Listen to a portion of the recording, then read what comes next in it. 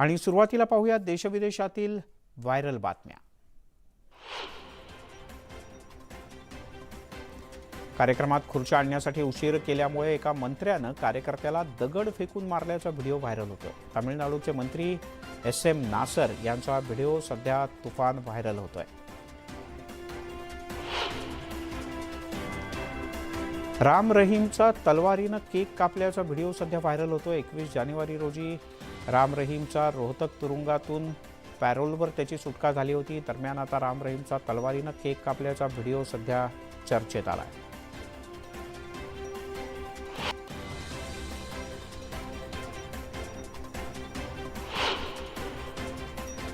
झाडाच्या अगदी शेंड्यावर जाऊन बसलेला पांडा सध्या सोशल मीडियावर चर्चेचा विषय ठरलाय आणि तो चांगलाच व्हायरल होतोय। अगदी बोटा एवढ्या फांदीवर त्यानं सांभाळलेला तोल पाहून लोक त्या पांडाचं मोठं कौतुक करतायत।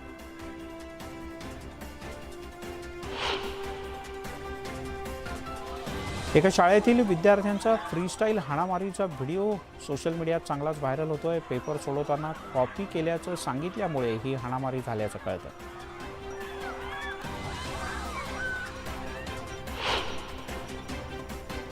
अंगावर थुंकल्यामुळे एका तरुणीनं दुसऱ्या तरुणीला चांगलाच चोप दिला।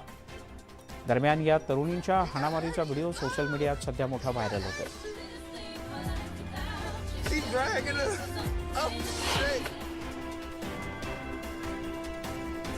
सोशल मीडियावर सध्या नारळाच्या करवंटीत बनणारा चहा चांगलाच व्हायरल होतोय। खोबरं काढलेल्या रिकाम्या करवंटीत उकळणारा चहा पाहून आपणही त्याची चव चाखावी असं तुम्हाला नक्कीच वाटेल।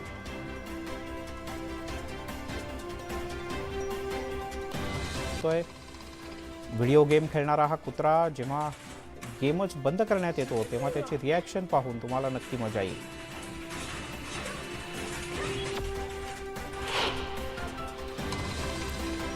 दोघांची भांडणं तिसऱ्याला लाभ ही म्हण आपण अनेकदा ऐकली असेल। असाच एक व्हिडिओ सध्या इंटरनेटवर व्हायरल होतोय। यात आपापसातल्या भांडणात सिंहांमुळे एका म्हशीला आपला जीव वाचवला आहे। यातील तरुणीचं उड्या मारतांचं कौशल्य आपल्याला आश्चर्यचकित केल्याशिवाय राहत नाही।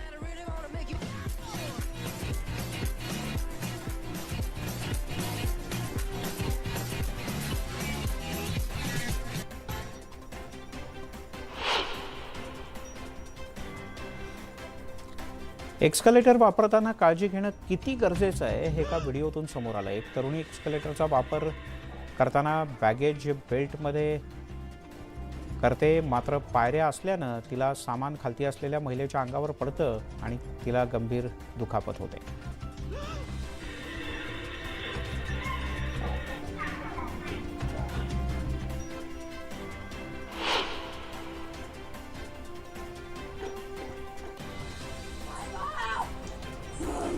आजकाल जिकडे तिकडे लोक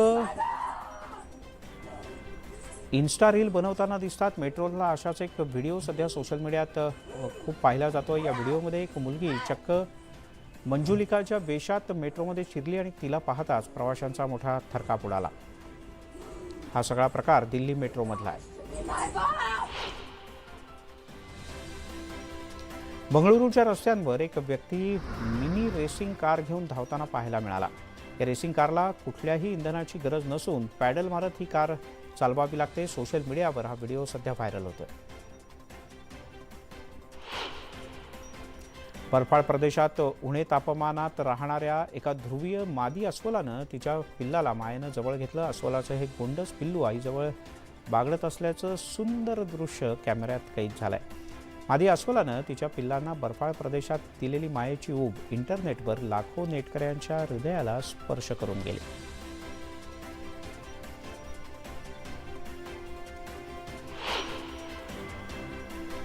आणि आता पाहूयात मनोरंजन आणि क्रीडा विश्वातील बातम्या। त्या पडद्यावर पदार्पण करतोय बस्सी हा या सिनेमात कॉमेडीचा जोरदार तडका देताना आपल्याला दिसणार आहे।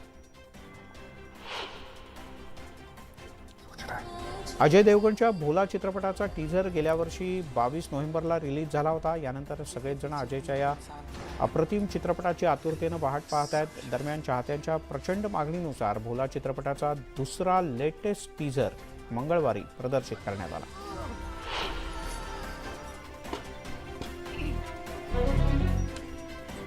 झिम्मा या चित्रपटानं बॉक्स ऑफिसवर अक्षरशः धुमाकूळ घातला होता. जगभरातल्या प्रेक्षकांनी झिम्मावर भरभरून प्रेम केलं. सिनेरसिकांच्या याच प्रेमामुळे हेमंत ढोमे झिम्मा 2 आपल्या भेटीला घेऊन येणार आहेत. आजच या चित्रपटाचा एक गमतीदार टीझर प्रदर्शित करून या आगामी चित्रपटाची घोषणा करण्यात आली.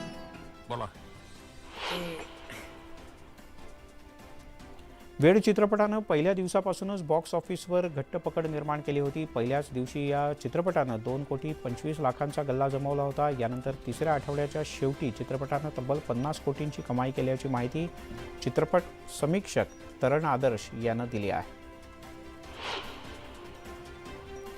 बॉलिवूड दिग्दर्शक सुभाष घई यांनी त्यांचा 78वा वाढदिवस साजरा केला. त्यांनी वाढदिवसाच्या निमित्तानं एका पार्टीचं आयोजन केलं होतं. त्यांच्या पार्टीत बॉलिवूडचा भाईजान सलमान खानही पोहोचला. त्याच वेळेला बच्चन कुटुंबीय देखील या पार्टीत दिसले. पार्टी दरम्यानचे काही व्हिडिओ सध्या सोशल मीडियात व्हायरल होत आहेत.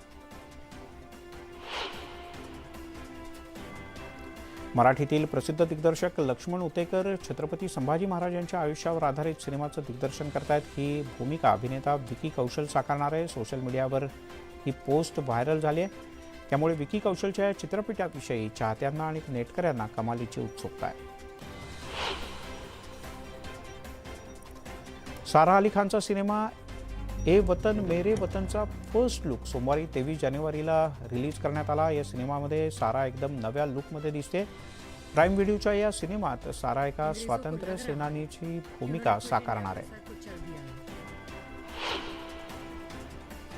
बॉलिवूड अभिनेता नवाजुद्दीन सिद्दीकीची आई मेहरुन्निसा सिद्दीकी यांनी आपली सून आलियाच्या विरोधात पोलिसात एक तक्रार दाखल केली. मुंबईतील वर्सोवा पोलीस स्थानकात ही तक्रार दाखल करण्यात आली आहे. आलियाचा सासू मेहरुन्निसा यांच्याशी भांडण झालं. नवाजुद्दीनच्या कुटुंबात सध्या संपत्तीवरून जोरदार वाद सुरू असल्याचं समोर आलंय. बॉलिवूड अभिनेता ऋतिक सध्या चर्चेत आहे, कारण त्याची गर्लफ्रेंड आणि अभिनेत्री सबा आझाद यावरून नुकताच ऋतिक आणि सबा तसंच ऋतिकची बहीण सुनैना हिच्या वाढदिवसाला हे सगळे एकत्र आले होते. दरम्यान दोघांचे फोटो आणि व्हिडिओ सोशल मीडियात सध्या चांगलेच व्हायरल झाले. Bigg Boss fame cute girl Shehnaaz Gill आणि अभिनेत्री रकुलप्रीत सिंगनं एकत्र धमाल डान्स केला. पटाखा कुडीवर केलेल्या डान्सला चाहत्यांनी भरभरून पसंती दिली.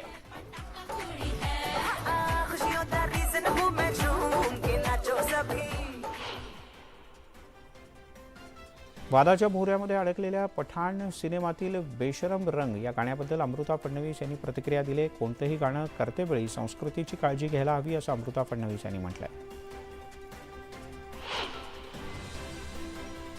200 कोटींच्या मनी लॉन्ड्रिंग प्रकरणात तुरुंगात असलेला सुकेश चंद्रशेखर अनेक अभिनेत्रींच्या संपर्कात असल्याचं समोर आलं. काही दिवसांपूर्वी या प्रकरणावर अभिनेत्री नोरा फतेहनं घोटाळेबाज सुकेश चंद्रशेखर याच्या विरोधात साक्ष दिली होती. सुकेशनं घर देणार असल्याचं वचन दिलं होतं असा खुलासा नोरानं केलाय. नोरानं केलेले आरोप सुकेशनं फेटाळून लावले.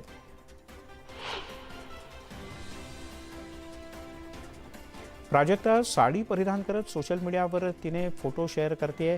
तिचा साडीमधला लुक विशेष लक्षवेधी ठरतो. आता प्राजक्तानं पुरस्कार सोहळ्यासाठी साडी परिधान केली आहे का असा प्रश्न विचारला जातोय. साडी परिधान करणं हे प्राजक्ताला विशेष आवडतं असं तिनं स्वतःच सांगितलंय. शाहरुख खानच्या पठाणची जबरदस्त चर्चा सोशल मीडियात आहे. वेगवेगळ्या कारणांमुळे चित्रपट वादाच्या भोवऱ्यात अडकलाय. अशातच हा चित्रपट ऑनलाईन लीक होण्याची शक्यता सुद्धा वर्तवण्यात येते.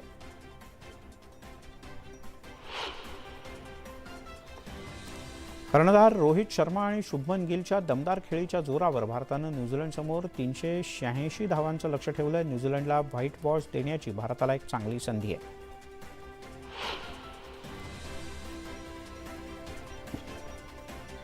टीम इंडियाचा वेगवान गोलंदाज मोहम्मद शमी आणि हसीन जहां सध्या वेगळे राहत असल्याची चर्चा आहे. कोलकाता न्यायालयानं भारतीय वेगवान गोलंदाजाला त्याची पत्नी हसीन जहांला भरपाई देण्याचे आदेश दिले आहेत.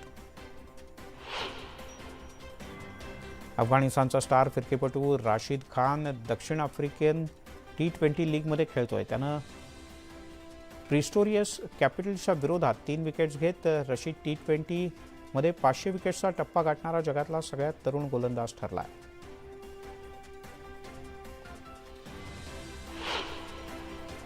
आणि आता राष्ट्रीय तसंच आंतरराष्ट्रीय बातम्यांचा आढावा घेऊयात. पाकिस्तानी दहशतवादी संघटना जैश ए मोहम्मदनं अयोध्येतील राम मंदिरावर हल्ल्याचा कट आखल्याची माहिती समोर येते. तसंच प्रजासत्ताक दिनाच्या पार्श्वभूमीवर देशात 26/11 सारखा दहशतवादी हल्ला घडवण्याच्या तयारीत जैश ए मोहम्मद असल्याच्या संदर्भात अलर्ट देण्यात आला आहे. राजधानी नवी दिल्लीमध्ये भूकंपाचे धक्के जाणवले. 5.6 रिश्टर स्केलच्या भूकंपाची नोंद करण्यात आली. दरम्यान या भूकंपात कुठलीही जीवितहानी झालेली नाही. बंगळुरूमध्ये एका विक्षिप्त माणसानं फ्लायओव्हरवरून पैसे फेकल्याचं समोर आलंय. दरम्यान यानंतर 10 रुपयांच्या नोटांसाठी फ्लायओव्हरच्या खाली तुफान गर्दी झाली होती.